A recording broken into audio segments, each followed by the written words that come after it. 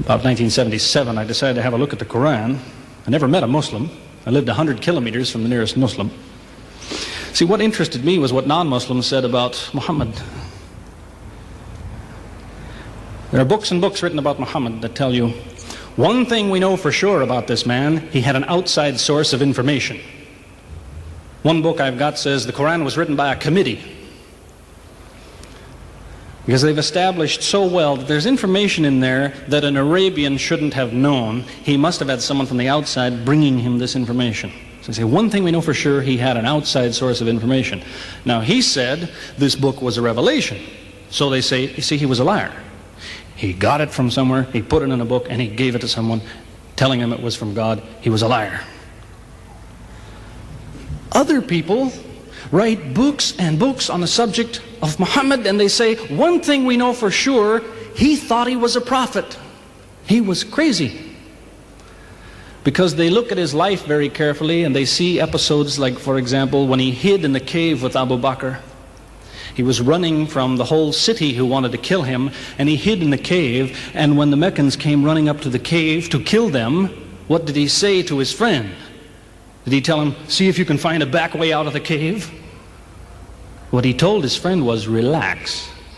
He was telling him, I see what you see, but he said, God is with us. God will save us. So people on that basis, they say, you see, he thought he was a prophet. He thought God was with him because he said things like that. He wasn't a liar. They never seem to realize that one man can't be both. So you can't be a liar and a crazy man at the same time. If you think that an angel gives the words of God in your ear, and somebody says, I have a question for you, what does God tell you about this thing? I want to hear an answer tomorrow. If you're a crazy man, if you think an angel whispers in your ear, then you don't sit up that night thinking, what will I tell him tomorrow? What can I find? Who knows the answer? You're crazy. You think the angel will tell you the answer. You don't go and look it up somewhere. You see, you can't be a liar and a crazy man at the same time. You can be one or the other, or neither, but you can't be both. You see, I read two non-Muslim biographies of Muhammad. One was by Rodenson, who's an atheist, who hated the man. But many interesting things come up about his life that I had to wonder about. One story that's told is that when he was an older man, he had a son named Abraham. The son died when the child was 2 years old. The same day the boy died, there was an eclipse of the sun. The sky went dark. And the Muslims came running to their prophet and said, look, it's a miracle. Your child died and the sky went dark in sadness. It occurred to me, see, if he was a crazy man, he'd probably believe what they said. He'd probably think, yes, it's a miracle. My child died, the sky is dark. Yes, it's a miracle. If he was a crazy man. If he was a liar, he would have taken advantage of it. He would have said, yes, right, my child died, the sky is dark, you tell everyone, it proves I'm a prophet. It's a miracle. But what did he do? He became angry with the Muslims. He told them that was nonsense. He was angry with them. How dare you say that? He said the sun and the moon are signs of God, and they don't worry themselves about the birth of a man or the death of a son of Muhammad. Doesn't look very crazy, doesn't look much like a liar. Now you have a third alternative, of course, which people tell you all the time. They say, no, he was not a liar. He was not a crazy man. He was deceived by the devil.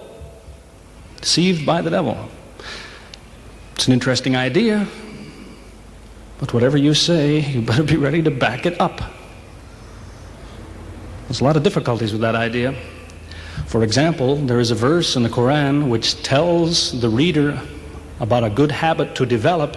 It tells him, before you read this book, always say, A'udhu billahi minash shaitani rajim, which means, I take refuge in God from Satan the rejected. Is this Satan who wrote this? Who said, before you read my book, ask God to save you from me? Is that Satan who wrote that? As Jesus said, if Satan is divided against himself, then his kingdom will fall. He's fighting against his own interests. So let me finish with a story that illustrates a point. As I said, there's many theories and many explanations around, many explanations. But an explanation, something somebody tells you, is just so much air coming out of his mouth unless he has proof and unless he offers you something that you can use to falsify it. You see, there's many theories of how do the planets go around the sun and how do the stars burn and all the rest of it. Many theories. Most of them are just so much wind. Scientists pay no attention to them because they don't contain something that could be checked to prove it false. You see, Einstein was considered an intelligent man because when he offered his theory in 1905 and again in 1915, he didn't just offer a theory, he said, here's 3 ways to prove I'm wrong. Now it's worth listening to. He's told me, here's 3 different things you can do. If you can do this, I'm wrong. Here you are. Is there anything like that in Christianity? Has the Christian ever said, you want to prove I'm wrong? All you have to do is this. Has he ever done that? The Quran is filled with that kind of thing, filled with it. Saying, you want to prove this book is wrong? Do this. Prove it. Go ahead. Do it. Filled with that kind of thing. There's an example of it that made a big impression in its day, during the lifetime, 14 centuries ago, of the Prophet of Islam. You see, he had an uncle named Abu Lahab. That was his nickname, Abu Lahab. This man hated Muhammad. He hated anything the man said. He used to watch him going through the city, and if he saw him talking to someone, he waited till they split up. He'd go after the man he spoke to and take him and say, what did Muhammad tell you? Whatever it is, it's a lie. Did he tell you day? It's night. Did he say black? It's white.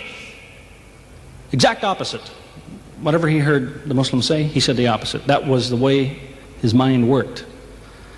There's a little chapter of the Quran called Lahab, and it says about this man that he'll never change.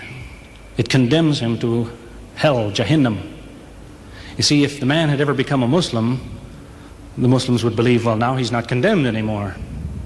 You see, for 10 years before Abu Lahab died, that was a part of the Quran. And the Muslims could come to Abu Lahab and say, do you know, it's been revealed to us in our book that you will never be a Muslim. God says you will never be a Muslim. For 10 years they told him that. All he had to do was say, well, your book is wrong. I want to be a Muslim. What do you think of your book now? That's all he had to do. He had 10 years to think about it. And that's the way he was. See, if somebody is your enemy, you don't come to him and say, you want to prove I'm wrong? Here, say this. Come on, say it. If all you have to do is say the words and I'm wrong, you finish me. He never did it. See, this is one of many cases of something that was offered that could have been falsifiable. So it was. As I say, in 1978, after, how long would that be? 15 years of arguing with the church authorities, one place or another, I got the idea. I'm going to argue with some other people. I'm going to read the Quran, see how much of it is any good, pick out the true, pick out the false. Thought it'll take a few years, it'll take some serious study and so on. I read through it. About 3 days later, I finished it. I said, this is what I've been saying for 15 years. So I went to find some Muslims. I don't want somebody to feel you've been tricked into something. I haven't said anything about Christianity that isn't true. I haven't said anything about Islam that isn't true, unless it was a slip of the tongue or something. I'm simply trying to remind an individual, don't close your mind before it's too late. Don't make up your mind before you have all the facts. Most people who used to be Christians and become Muslims will tell you, I am a better Christian than I used to be. Now I follow Christ. I didn't before. That's what I would tell you.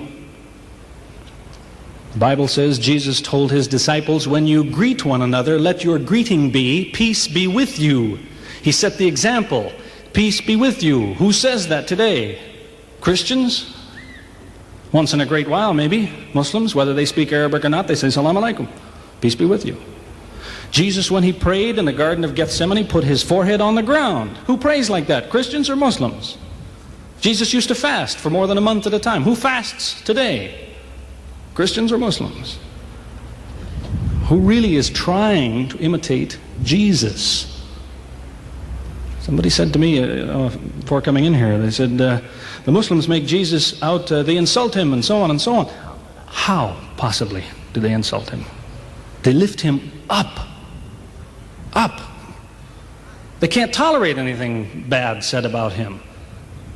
They would just as quickly tell you that, you know, they say Muhammad Rasulullah means Muhammad is the messenger of God. They will just as quickly say Isa, Jesus, Isa, Rasulullah, no problem. Just as quickly tell you that, because it's true. They occupy the same place. If God himself wants to make distinctions among his prophets, that's his business, not ours. Treat them all with the same amount of respect. May God guide us always closer to the truth.